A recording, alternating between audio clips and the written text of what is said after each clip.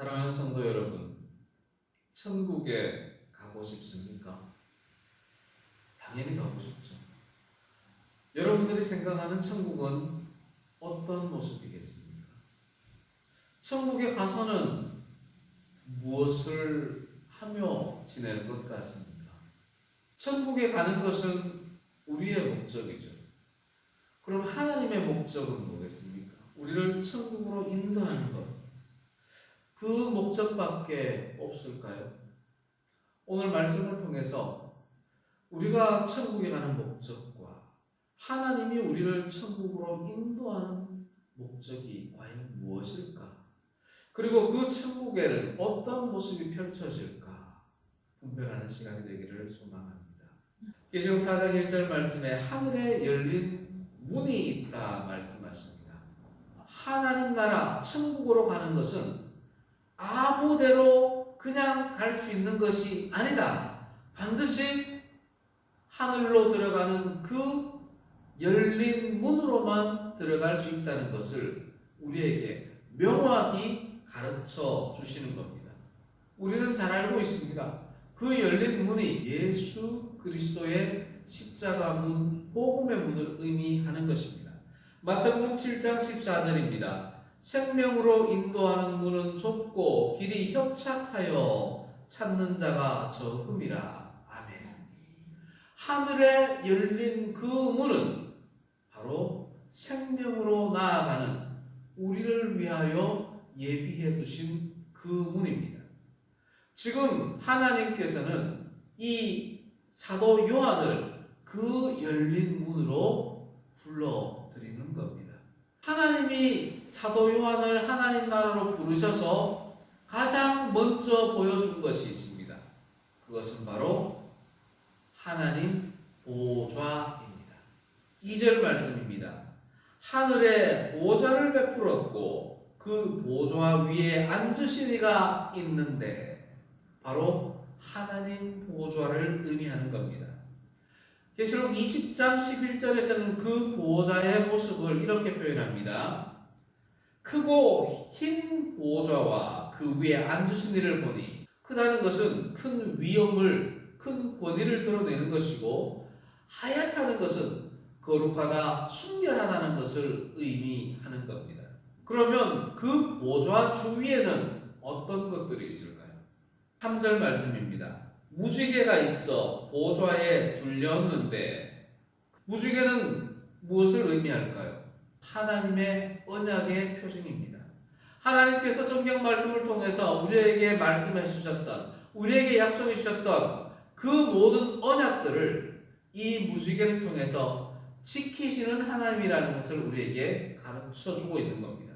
이 성경 말씀이, 하나님 주신 말씀이 이 땅에만 국한된 것이 아니라 하나님 나라에서도 그대로 인정한다는 것을 우리에게 가르쳐 주시는 것입니다.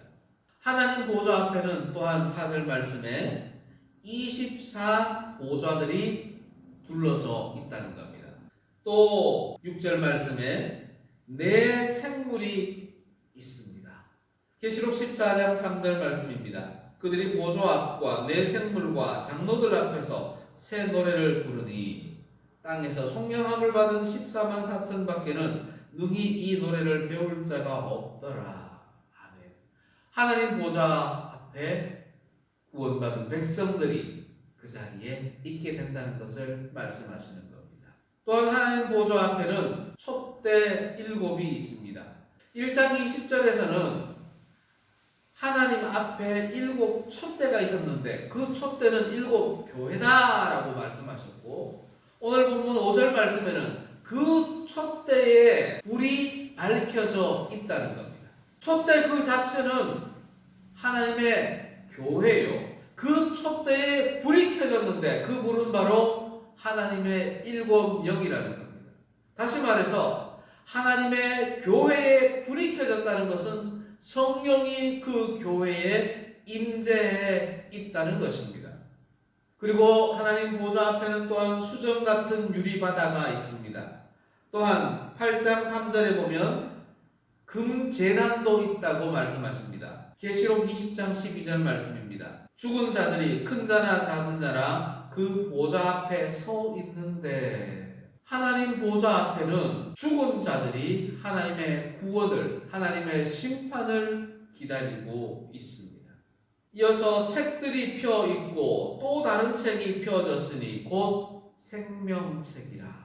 이렇게 하나님 보좌 앞에는 많은 것들이 그 앞에 있습니다. 하나님 보좌 앞의 모습이 이런 모습입니다. 그렇다면 하나님 보좌가 도대체 어떠한 특징을 가지고 있을까요? 계시록 19장 6절에서도 할렐루야 주 우리 하나님 곧 전능하신 이가 통치하시도다. 보좌는 통치를 상징합니다. 계시록 20장 12절 말씀입니다. 죽은 자들이 큰 자나 작은 자나 그 보좌 앞에 서 있는데 책들이 펴 있고 또 다른 책이 펴졌으니 곧 생명책이라. 죽은 자들이 자기 행위를 따라 책들에 기록된 대로 심판을 받으니. 아멘. 이 보좌에서 심판이 이루어진다는 겁니다. 그뿐만이 아닙니다. 하나님의 보좌에서는 생명수의 근원이 흘러나옵니다. 22장 1절 말씀입니다. 수정같이 맑은 생명수혜가 하나님과 및 어린 양의 보좌로부터 나와서. 아멘.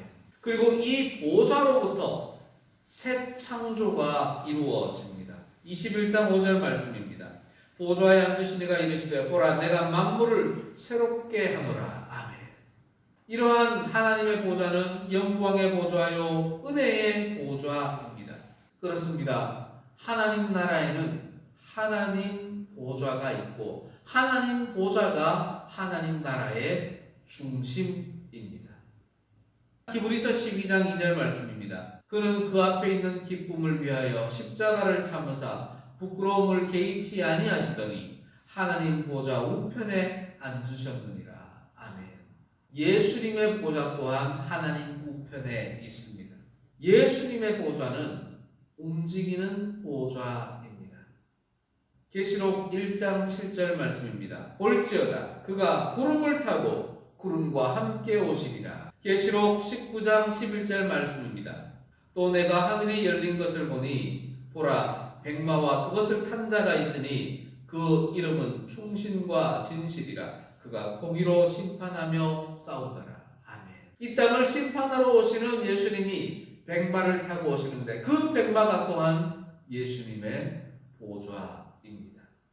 백마 탄 자를 향해서 이렇게 말씀하십니다. 그가 피 뿌린 옷을 입었는데 그 이름은 하나님의 말씀이라. 아멘. 하나님 나라에는 하나님의 보좌가 있습니다. 예수님의 보좌가 있습니다. 또한 24장로들의 보좌도 있습니다. 4절 말씀입니다. 또 보좌에 둘려 24보좌들이 있고 그 보좌들 위에 24장로들이 흰옷을 입고 머리에 금관을 쓰고 있더라. 아멘. 우리는 24장로가 누구인가 인간의 의식으로는 분별해낼 수가 없습니다. 어떤 사람들은 고대의 12족장과 12사도들이다 라고 이야기를 하기도 합니다. 하지만 지금 사도 요한이 하나님 나라로 들리움 받아서 그 24장로들을 보고 있는데 그 중에는 자기의 모습이 있는 것이 아닙니다. 12사도도 24장로에 포함이 됐다면 사도 요한 자기의 모습이 저기에 있었을 텐데 사도 요한은 그런 언급을 전혀 하지를 않습니다. 그래서 24장로는 누군지는 모르겠지만 하나님이 특별히 선택한 자들이 24장로에 포함이 된다는 것만 알 수가 있습니다. 그 24장로들이 흰 옷을 입고 있고 금관을 쓰고 있습니다. 관은 어떤 의미겠습니까? 승리를 의미하는 것이고 통치를 의미하는 것이고 생명을 의미하는 것입니다. 계시록 2장 10절에서 충성하는 자에게 주시는 것이 바로 생명의 관입니다. 그런데 24장로들이 그곳에서 하나님으로부터 받은 이 금관의 권위를 행사하는 것이 아니라 하나님 앞에 그 금관을 내려놓고 하나님을 경배하고 있습니다. 4장 10절 말씀입니다. 24장로들이 보좌에 앉으신 이 앞에 엎드려 세세토록 살아계시는 이에게 경배하고 자기의 관을 보좌 앞에 들이며 이르되. 또 11장 16절입니다. 하나님 앞에서 자기 보좌에 앉아있던 24장로가 엎드려 얼굴을 땅에 대고 하나님께 경배하여. 19장 4절 말씀입니다. 24장로와 네 생물이 엎드려 보좌에 앉으신 하나님께 경배하여 이르되 아멘 할렐루야. 24장로들이 그 자리에 앉아서 버티는 것이 아니라 그 자리에서 내려와 하나님 앞에 무릎 꿇고 땅에 엎드려 하나님을 경배하고 있습니다. 24장로들이 앉은 그 보좌는 본의를 행사하는 자리임에도 불구하고 그곳에서 하나님을 경배합니다. 이 모습이 바로 하늘에서 이루어지는 하늘 예배의 모습입니다. 하나님 나라에는 하나님의 보좌, 예수님의 보좌, 24장로들의 보좌, 그리고 둘러선 천사들이 있습니다. 그럼 우리는 어디에 있는가? 우리는 하나님 나라에 가서 어떻게 존재할 것인가? 어디에 존재할 것인가? 그런 의문이 들지 않습니까? 요한복음 14장 3절 말씀입니다. 가서 너희를 위하여 거처를 예비하면 내가 다시 와서 너희를 내게로 영접하여 나 있는 곳에 너희도 있게 하리라. 아멘. 예수님께서는 내 아버지 집에는 너희가 거할 곳이 많다 하시면서 아버지 집에, 하나님 나라에, 하늘에 우리들을 위한 거처를 예비하러 올라가 계신 겁니다. 다시 말해서 하나님 나라에는 우리가 거할 거처가 분명히 있습니다. 계시록 20장 4절 말씀입니다. 또 내가 보자들을 보니 거기에 앉은 자들이 있어 심판하는 권세를 받았더라. 또 내가 보니 예수를 증언함과 하나님의 말씀 때문에 목배임을 당한 자들의 영혼들과 또 짐승과 그의 우상에게 경배하지 아니하고 그들의 이마와 손에 그의 표를 받지 아니한 자들이 살아서 그리스도와 더불어 천년 동안 왕노릇하니. 아멘. 이 보좌는 어떤 보좌입니까? 하나님 보좌도 아닙니다. 예수님의 보좌도 아닙니다. 24장로들의 보좌도 아닙니다. 또 다른 보좌들이 있다는 겁니다. 그 보좌들에 앉아있는 자들이 있는데 그 자들이 바로 믿음을 지켰던 성도들의 보좌입니다. 마태복음 19장 28절입니다. 나를 따르는 너희도 12보좌에 앉아 이스라엘 12지파를 심판하리라. 아멘.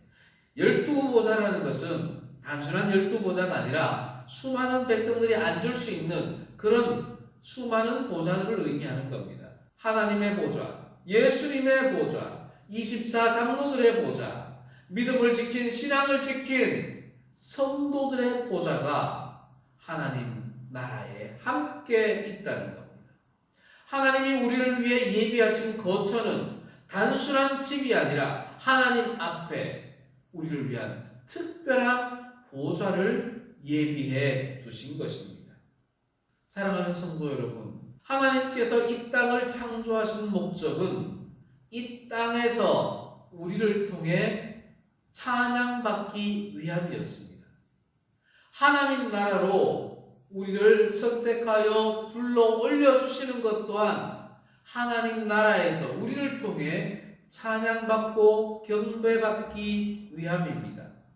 24장로들이, 네 생물이, 보좌에 앉은 수많은 성도들이 땅에 엎드려 하나님을 경배하는 모습을 지금 계시해 주는 것은 이 땅에서나 하나님 나라에서나 피조물된 우리 인생들이 할 일은 하나님을 경배하는 것이다라는 것을 가르쳐 주고 있는 겁니다.